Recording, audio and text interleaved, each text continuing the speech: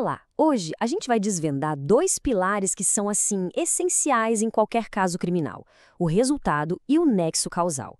Vamos entender qual é a lógica que a lei usa para conectar uma ação a uma consequência, sabe? Um elo que pode literalmente definir a liberdade de uma pessoa.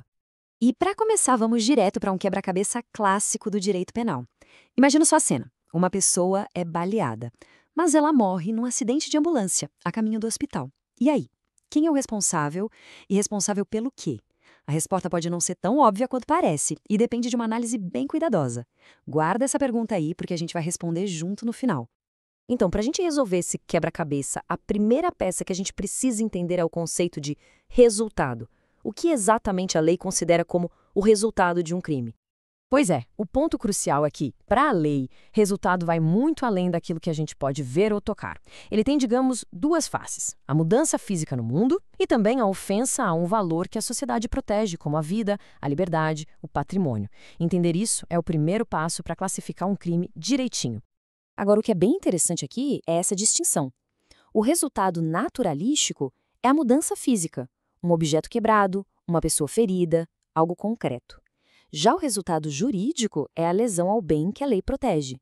E aqui, vai uma dica de ouro. Todo crime tem o resultado jurídico. Todo. Mas nem todo crime tem o resultado naturalístico. Entender esses dois tipos de resultado permite que a gente faça algo fundamental, que é classificar os crimes. Isso não é só teoria não, viu? Tem uma aplicação prática gigantesca. E por que isso importa tanto? Porque saber o momento exato em que um crime se consumou define tudo, desde qual juiz vai julgar o caso, passando pela contagem da prescrição até a possibilidade de punir uma tentativa. É bem aqui que a teoria encontra a prática na veia. Então, com base na existência ou não desse resultado físico, a lei divide os crimes em três categorias principais. Vamos dar uma olhada em cada uma delas.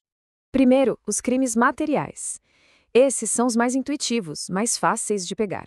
Neles, a lei exige uma mudança concreta no mundo. Pensa no homicídio. A ação de atirar, por si só, não basta para consumar o crime. É indispensável que o resultado morte aconteça de fato. Em seguida, vêm os crimes formais. Aqui a coisa fica um pouco mais sutil. Na extorsão mediante sequestro, por exemplo, o crime já está consumado com a simples privação da liberdade da vítima, com aquele objetivo de obter o resgate. O recebimento do dinheiro em si não é necessário para o crime estar completo. Isso é considerado só um exaurimento. Ou seja, o resultado naturalístico é dispensável. E por fim, os crimes de mera conduta. Nesses aqui, a própria ação já é o crime. Pensa na invasão de domicílio. O simples ato de entrar na casa de alguém sem permissão já consuma o crime. Não existe um resultado físico separado da ação. A ação é o crime. Certo, já entendemos o que é o resultado. Agora vamos para a segunda peça do nosso quebra-cabeça. Como é que a gente conecta a conduta da pessoa a esse resultado? Esse elo é o nexo causal. É literalmente a ponte que liga a ação de uma pessoa à consequência que aconteceu no mundo. Sem essa ponte, a gente não pode dizer que aquela pessoa causou o resultado e, portanto, não podemos responsabilizá-la por ele. E para determinar se essa ponte existe, o direito brasileiro adota como regra geral a teoria da conditio sine qua non. O nome é complicado, eu sei, mas a ideia é bem direta. Qualquer condição que, se a gente tirasse da história, faria o resultado desaparecer, bom, essa condição é considerada uma causa. E como a gente aplica isso na prática? Com um exercício mental simples, mas super poderoso. Primeiro, a gente remove a ação da pessoa da história, tira ela da cena. Depois, a gente se pergunta: o resultado teria acontecido mesmo assim? Se a resposta for não, pronto, encontramos uma causa. Mas como em toda boa história, sempre tem umas reviravoltas. Às vezes acontecem uns eventos inesperados que podem quebrar essa conexão, esse nexo causal. A primeira forma de quebra é a chamada causa absolutamente independente. É algo que não tem, nenhuma relação com a ação original e que por si só já seria suficiente para causar o resultado. Nesses casos, o elo se rompe por completo.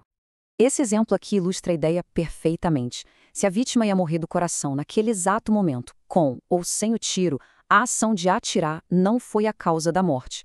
Nesse caso, quem atirou vai responder por tentativa de homicídio, mas não pelo crime consumado. A segunda forma é um pouco mais complexa. É a causa relativamente independente que acontece depois da ação inicial. Pensa nela como um desdobramento totalmente inesperado. Ela até tem uma origem na primeira conduta, mas ela se desenvolve de uma forma tão anormal, tão fora da curva, que por si só acaba causando o resultado final. O incêndio no hospital é um exemplo clássico. Ele só aconteceu porque a vítima estava lá, em consequência do tiro, certo? Mas o incêndio é um desdobramento anormal. A morte não foi causada pelo tiro, foi causada pelo incêndio. Portanto, quem atirou responde só pelo que fez até ali, a tentativa de homicídio. Ok, agora a gente tem todas as peças, vamos voltar lá para o nosso cenário da ambulância e montar essa resposta de uma vez por todas. Exatamente como no caso do incêndio. O acidente com a ambulância é um desdobramento que acontece depois e é anormal. A morte da vítima não foi causada diretamente pelo disparo, mas sim pelo acidente. Por isso, o nexo causal para o crime de homicídio foi quebrado, e a pessoa que atirou responde só pela tentativa. E só para a gente contextualizar, tudo isso que a gente viu hoje se encaixa numa estrutura maior. Dá uma olhada nesse esquema. O resultado e o nexo de causalidade são peças do fato típico, e esse é o primeiro grande elemento que a gente analisa para saber se um comportamento é crime. Ele também inclui a conduta e a tipicidade. E agora que resultado e nexo causal já estão entendidos, falta só uma peça para a gente completar o fato típico: a tipicidade. Em uma próxima análise, a gente vai explorar como um fato da vida real se encaixa perfeitamente na descrição que está lá na lei penal.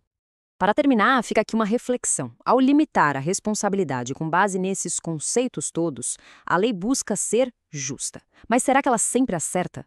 A linha que separa uma consequência direta de um mero acaso, ela é sempre tão clara assim? Fica aí o pensamento.